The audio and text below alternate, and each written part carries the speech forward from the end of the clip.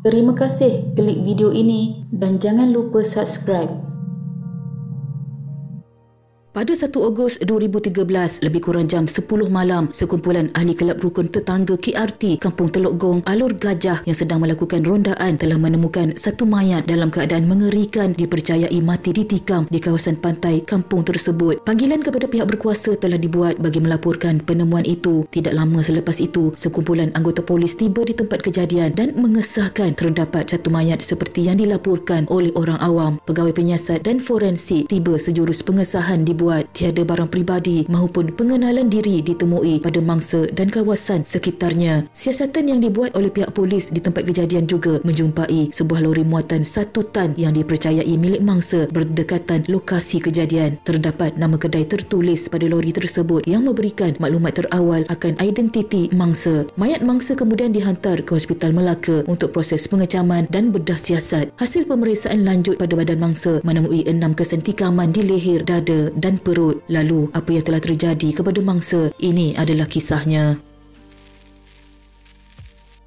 Siasatan ke atas lori tersebut membawa kepada satu alamat kedai perabot dan barangan elektrik. Kemudian pihak polis telah mendapat maklumat tentang identiti mangsa. Keluarga mangsa telah dihubungi untuk proses pengecaman bagi memastikan identiti mangsa. Mangsa kemudian disahkan adalah Oh Song Leong, berusia 55 tahun ketika kejadian, adalah pemilik kepada kedai perabot dan barangan elektrik tersebut. Pihak polis yang menjalankan siasatan kes tersebut di bawah Seksyen 302 Kanun Kesesaan tidak mengambil masa yang lama untuk mengenal pasti pelaku yang bertanggungjawab di dalam kejadian ini. Suspek Yusuf Sarwan berusia 42 tahun ketika kejadian telah ditahan oleh pihak polis dan permohonan reman telah dibuat bagi membantu siasatan pihak polis ketika itu. Suspek pada waktu itu bekerja sebagai kontraktor sebuah syarikat minyak dan gas. Ketika dalam tahanan, hasil ujian air kencing yang dibuat oleh pihak polis mendapati suspek positif dadah. Sewaktu soal siasat dibuat, suspek telah mendedahkan apa yang telah terjadi kepada mangsa. Suspek merupakan orang terakhir dipercayai berjumpa dengan mangsa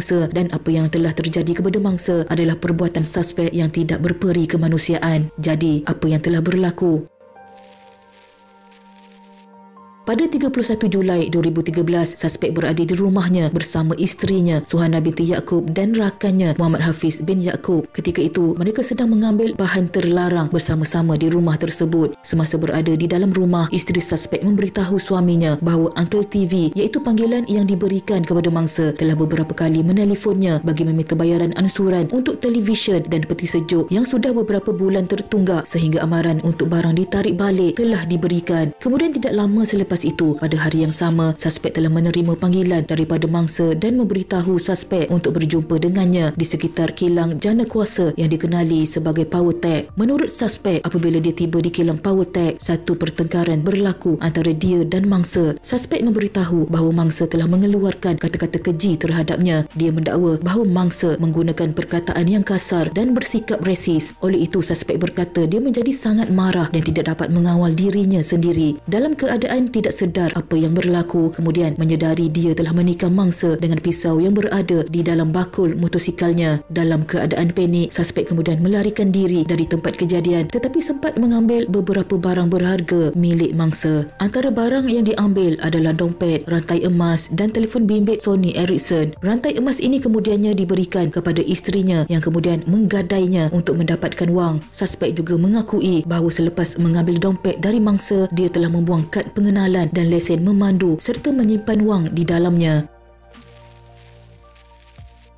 Suspek kemudiannya telah dihadapkan ke mahkamah atas pertuduhan membunuh mangsa di bawah Seksyen 302 Kanun Kesesaan. Namun pada akhir kes pendakwaan, Hakim Yang Arif telah meminda pertuduhan kepada salah satu pembunuhan bersalah di bawah Seksyen 304(A) Kanun Kesesaan. Hakim Yang Arif berpandangan bahawa pembunuhan mangsa adalah perbuatan spontan suspek tanpa sebarang perancangan awal. Hakim Yang Arif juga berpendapat terdapat keraguan terhadap keadaan mental suspek kerana berada di bawah pengaruh bahan terlarang yang menyebabkannya hilang tumpuan. Hakim Yang Arif juga menganggap perkataan menghasut yang digunakan oleh mangsa menyebabkan suspek hilang akal. Ditambah pula dengan keadaan dia berada di bawah pengaruh dadah ketika itu, Hakim Yang Arif berpendapat suspek tidak dapat mengawal dirinya daripada menikam mangsa. Atas sebab-sebab itulah pertuduhan telah dipinda kepada salah satu pembunuhan bersalah di bawah Seksyen 304(A) Kanun Kesesaan dan menjatuhkan hukuman penjara 25 tahun.